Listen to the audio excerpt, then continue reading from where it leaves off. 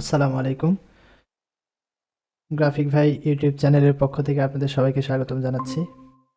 আজকে আমরা দেখব ফ্রিল্যান্সার মার্কেট প্লেস থেকে আমাদের যে আর্নিং ডলারগুলো আছে এই ডলারগুলোকে কিভাবে উইথড্র করতে পারি আমাদের ব্যাংক অ্যাকাউন্টের মাধ্যমে। আপনারা জানেন যে ফ্রিল্যান্সার মার্কেট প্লেস থেকে সরাসরি বাংলাদেশের যে ব্যাংক আছে এই ব্যাংকের মাধ্যমে সরাসরি ডলার কি করা যায়, উইথড্র করা যায়। তো আজকে আমাদের শাওন ভাইয়ের অ্যাকাউন্টে দেখেন 73.43 ইউএসডি ডলার আছে। তো এই ডলারটা আমরা আজকে হচ্ছে উইথড্র করে আপনাদেরকে দেখাবো। ডলার উইথড্র করার জন্য আমাদের প্রথমে যে কাজটা করতে হবে সেটা হচ্ছে এই যে দেখেন প্রোফাইল আছে। আমরা তো প্রথমে ফ্রিল্যান্সারে লগ ইন করে নিছি, এখন আসি কোথায়, ড্যাশবোর্ডে আসি, তাই না? তো ড্যাশবোর্ড থেকে আমাদের প্রথমে কি করতে হবে, এই যে দেখেন এখানে এই যে যে প্রোফাইলটা আছে প্রোফাইলের উপরে আমাদের মাউসটাকে রাখতে হবে। মাউসটাকে রাখলে এখানে অনেকগুলো অপশন বের হয়ে আসছে। তার মধ্যে দেখেন একটা অপশন আছে কি উইথড্র ফান্ডস, এই অপশনটাতে ক্লিক করতে হবে। তো ক্লিক করে দিলাম। এই অপশনটাতে ক্লিক করে দিলে আমাদের এরকম একটা অপশনে নিয়ে চলে আসবে। নিচে অনেক অপশন আছে। তো এখানে দেখেন লেখা আছে প্রথমেই, হ্যাঁ, যে express withdrawal is available for Bangladesh. অর্থাৎ ফ্রিল্যান্সার থেকে যদি আমরা সরাসরি আমাদের ব্যাংক অ্যাকাউন্টে উইথড্র দিতে চাই তাহলে আমাদের এই যে এই অপশনটাতে ক্লিক করতে হবে। ক্লিক করে দিলাম। ক্লিক করে দেওয়ার পরে আমাদেরকে এই যে এক্সপ্রেস উইথড্রল এরকম একটা পেজে নিয়ে আসবে। তো এখানে দেখেন কিছু লেখা আছে ইংলিশে, এগুলো পড়ে নেবেন। এখানে লেখা আছে ইউ উইল রিসিভড, অ্যাকাউন্টে যে ডলারটা আছে সেই ডলারটা এখানে দেওয়া আছে।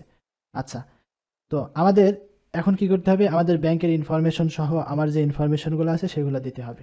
তো কি করব, প্রথমেই এই যে দেখেন এখানে কি আছে, amount two withdraw country of bank account, অর্থাৎ আমি কোন দেশের ব্যাংক অ্যাকাউন্টে এটা উইথড্র দিতে চাচ্ছি। এখানে দেখেন ইউনাইটেড স্টেট সিলেক্ট করা আছে, অটোমেটিক এটা সবসময় ইউনাইটেড স্টেট সিলেক্ট করা থাকে, ঠিক আছে? তো ইউনাইটেড স্টেট সিলেক্ট করা আছে, আমাদের এখান থেকে বাংলাদেশ সিলেক্ট করে দিতে হবে। এই যে ড্রপ ডাউন আছে, এই ড্রপ ডাউনে ক্লিক করলে এখানে হচ্ছে আমাদের যতগুলো কান্ট্রি আছে সব চলে আসবে।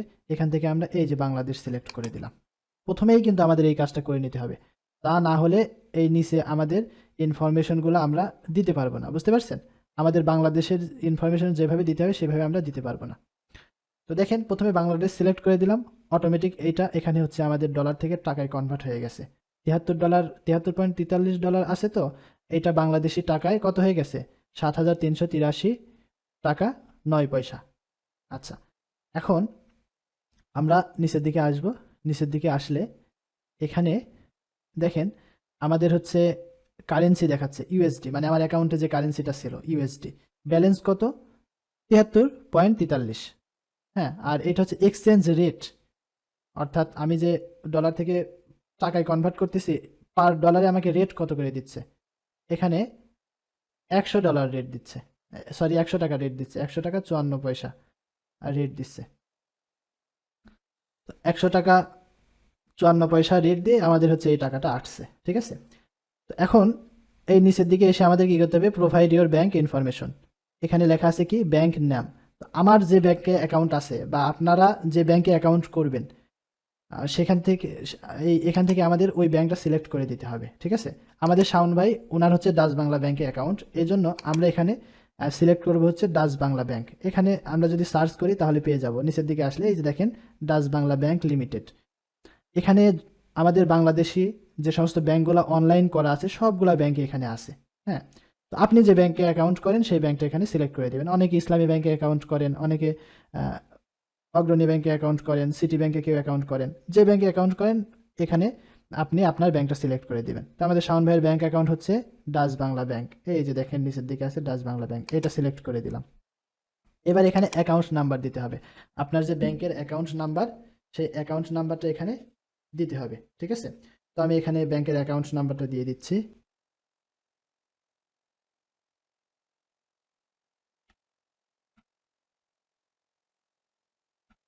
এখন দেখেন নিচে যে অপশনটা আছে কি ব্রাঞ্চ রাউটিং নাম্বার। তো আপনার যে ব্যাংক, হ্যাঁ, সেই ব্যাংকে আপনি কোন ব্রাঞ্চ থেকে অ্যাকাউন্ট করেছেন। যেমন ডাচ বাংলা ব্যাংক তো সারা বাংলাদেশ জুড়েই, তাই না? এই বাংলাদেশ জুড়ে ব্যাংক, এই ব্যাংকের হচ্ছে বিভিন্ন শাখা আছে। তো এখন আমাদের শাওন ভাই অ্যাকাউন্ট করছে হচ্ছে পাবনা ব্রাঞ্চ থেকে, তার বাসা পাবনা, সে পাবনা ব্রাঞ্চ থেকে অ্যাকাউন্টটা করছে। এখন সেই জন্য এই পাবনা ব্রাঞ্চের রাউটিং নাম্বারটা আমাদের এখানে দিতে হবে। এখন এই রাউটিং নাম্বারটা অনেকেই হয়তো ভাবতে পারেন যে এইটা পাবো কিভাবে। কোনো সমস্যা নেই, আপনি এটা ব্যাংক থেকেও কালেক্ট করতে পারেন, যে ব্যাংকে অ্যাকাউন্ট করবেন, অথবা আপনি যদি গুগলে সার্চ করেন যে Dutch Bangla bank DBBL bank limited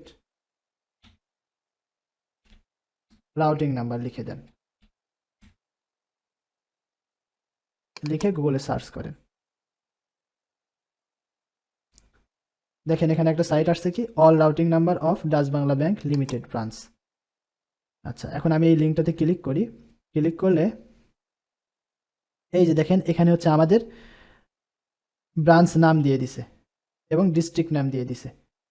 প্রত্যেকটা জেলার যেখানে যেখানে ব্রাঞ্চ আছে প্রত্যেকটা ব্রাঞ্চের নাম এখানে আছে এবং এই ব্রাঞ্চটা কোন জেলায় সেই জেলা এখানে দেওয়া আছে। তো আমি এখান থেকে আমাদের পাবনা জেলাটা খুঁজে বের করি।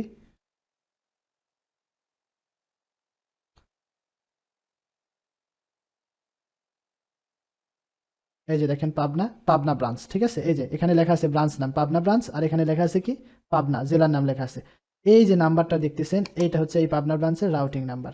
আমরা এটাকে কপি করব, কপি করে আমরা কি করব, ফ্রিল্যান্সারে গিয়ে এই যে এখানে কন্ট্রোল ভি দিয়ে পেস্ট করে দিলাম। এরপরে নিচে আছে কি অ্যাকাউন্ট টাইপ।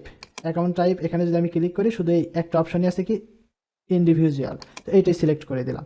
আচ্ছা, এবার এখানে অ্যাকাউন্ট হোল্ডার ফার্স্ট নেম, এরপরে অ্যাকাউন্ট হোল্ডার লাস্ট নেম, অর্থাৎ আপনার যে অ্যাকাউন্ট, এই অ্যাকাউন্ট করার সময় আপনি যে নামটা দিছেন এবং যেভাবে দিছেন ঠিক একই রকমভাবে এখানে আপনাকে প্রথমে কি করতে হবে, ফার্স্ট নেমটা দিতে হবে। তো আমি এখানে দিয়ে দিলাম ফার্স্ট নেম এমডি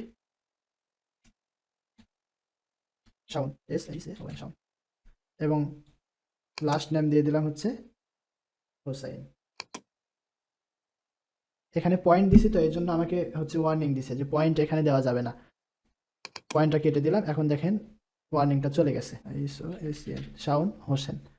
আচ্ছা, ফার্স্ট নামে কি দিলাম এমডি শাওন এবং লাস্ট নামে কি দিলাম হোসেন, ঠিক আছে। নামের বানানগুলো সবসময় খেয়াল রাখবেন যে নামের বানানগুলো যেন ঠিক থাকে, আপনার এনআইডি অনুযায়ী ব্যাংক অ্যাকাউন্ট অনুযায়ী যেন আপনার নামের বানানগুলো ঠিক থাকে। নামের বানান ভুল হলে কিন্তু আপনার উইথড্র হবে না, অথবা ভুল অ্যাকাউন্টেও টাকা চলে যেতে পারে, অথবা আপনার উইথড্র আটকে যেতে পারে, ঠিক আছে। এই জন্য এগুলো খুব ভালোভাবে লক্ষ্য করে আপনারা ফিল আপ করবেন। আচ্ছা, এরপর এখানে হচ্ছে ন্যাশনাল আইডি কার্ড দিতে হবে, ঠিক আছে, অর্থাৎ গভর্নমেন্ট আইডি। লক্ষ্য করেন এখানে আইডি নাম্বার দেওয়ার আগে আমাদের নিচ থেকে একটা জিনিস সিলেক্ট করতে হবে, সেটা হচ্ছে যে গভর্নমেন্ট আইডি টাইপ, ঠিক আছে।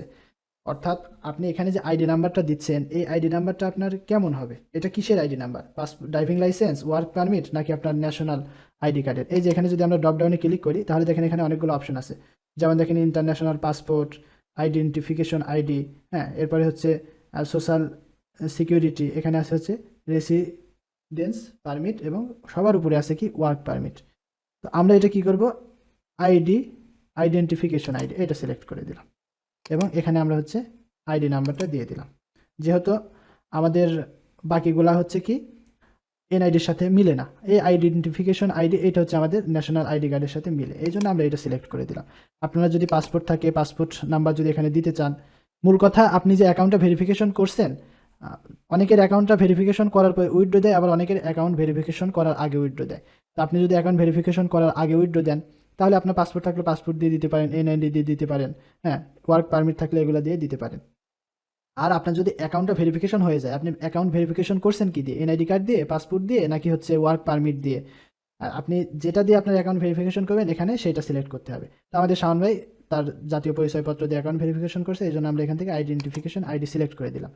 এইবার এখানে হচ্ছে আমাদের কি করতে হবে, আমাদের জাতীয় পরিচয়পত্রের যে নাম্বারটা আছে সেই নাম্বারটা এখানে আমাদের লিখে দিতে হবে। তো আমরা এখানে লিখে দিলাম,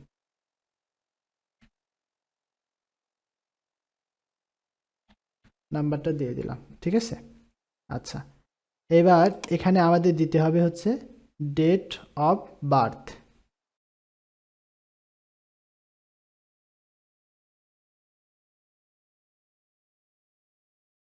আচ্ছা, এইবার এখানে আসেন অ্যাড্রেস লাইন 1 আর অ্যাড্রেস লাইন 2।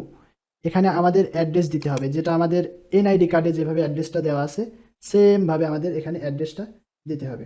তো আমি এখানে অ্যাড্রেসটা দিয়ে দিলাম।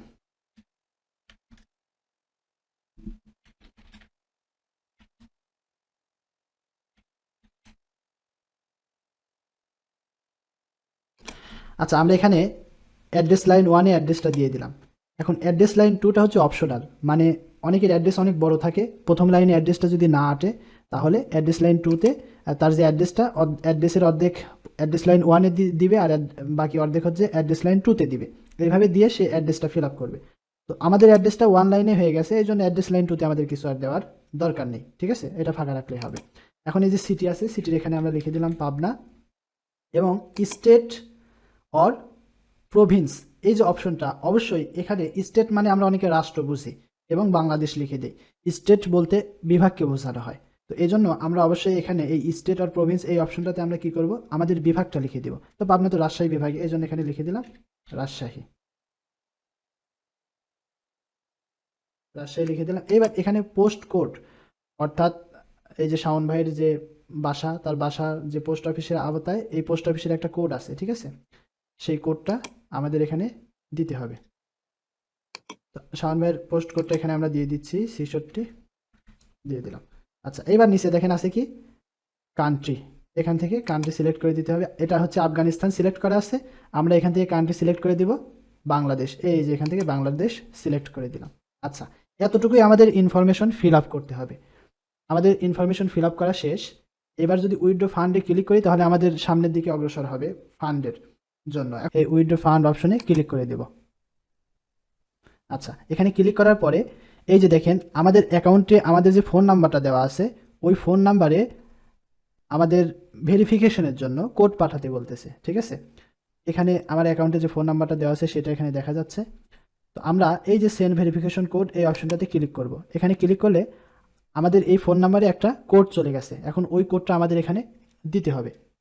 অবশ্যই আপনারা যে নাম্বারটা ফ্রিল্যান্সারে দিবেন এই নাম্বারটা অবশ্যই আপনাদের সবসময় চালু থাকতে হবে, ঠিক আছে। এমন ফোন নাম্বার দিয়ে না যে আপনার ফোন নাম্বার বন্ধ আছে, তখন কিন্তু এই যে উইথড্র দিতে পারবেন না।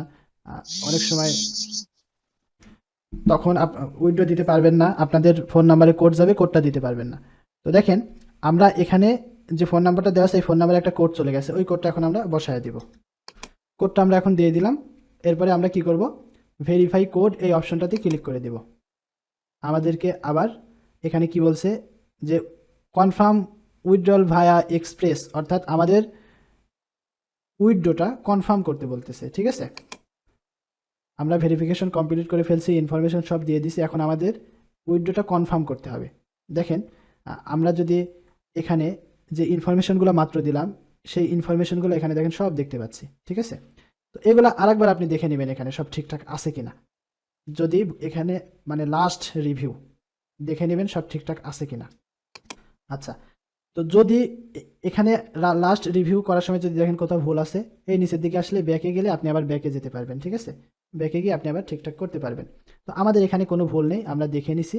এখন আমরা হচ্ছে কনফার্ম করে দিব। এই যে দেখেন নিচে আছে হচ্ছে সাবমিট রিকোয়েস্ট, এই সাবমিট রিকোয়েস্টে ক্লিক করলে আমাদের উইথড্রটা কনফার্ম হয়ে যাবে। দেখেন আমাদের উইথড্র সাকসেসফুল হয়ে গেছে, উইথড্রয়াল রিকোয়েস্ট সাকসেসফুল। এখন কি বলছে, your withdrawal request has been successful submitted, অর্থাৎ আমাদের যে উইথড্র আমরা দিলাম এটা হচ্ছে সাকসেসফুল হয়ে গেছে। এখন বলছে কি এটা হচ্ছে এখন প্রসেসিংয়ে আছে, প্রসেসিং শেষ হলে সব কিছু ঠিকঠাক থাকলে এই আগামী নভেম্বরের 7 তারিখ থেকে 8 তারিখের মধ্যে আমাদের ব্যাংক অ্যাকাউন্টে টাকাটা চলে আসবে। আশা করা যায় এর আগেও আসতে পারে, যদি প্রসেসিংটা তারা আগে করতে পারে আগেও আসতে পারে, অথবা 7 তারিখ 8 তারিখ এর মধ্যে চলে আসবে, ঠিক আছে। তো আমরা এখন এই যে নিচে যে ড্যাশবোর্ড অপশন আছে এই ড্যাশবোর্ড অপশনে ক্লিক করে আমরা আমাদের ড্যাশবোর্ডে চলে আসি। আর দেখেন এই যে আমাদের শাওন ভাইয়ের অ্যাকাউন্টে আমরা এখানে দেখতে পাচ্ছিলাম যে $73 ছিল, ঠিক আছে। এখন দেখেন সেই $73টা জিরো হয়ে গেছে, এবং আমরা যদি নিচের দিকে আসি এখানে দেখেন ব্যালেন্স এটা হচ্ছে জিরো হয়ে গেছে, এবং এটার নিচে আমাদের বাংলাদেশি টাকাটা দেখাচ্ছে 7,383 টাকা বাংলাদেশি টাকাটা দেখাচ্ছে। এই টাকাটা যখন প্রসেসিং হয়ে আপনার ব্যাংক অ্যাকাউন্টে চলে যাবে তখন আর এই বাংলাদেশি টাকাটা এখানে দেখাবে না, এটা এখান থেকে ফাঁকা হয়ে যাবে, ঠিক আছে। তো এই ছিল আমাদের উইথড্র প্রসেস। আশা করি সকলে ভিডিওটি ক্লিয়ার বুঝতে পেরেছেন, এবং ভিডিওটি দেখলে আপনারা নিজেরা এখন উইথড্র দিতে পারবেন।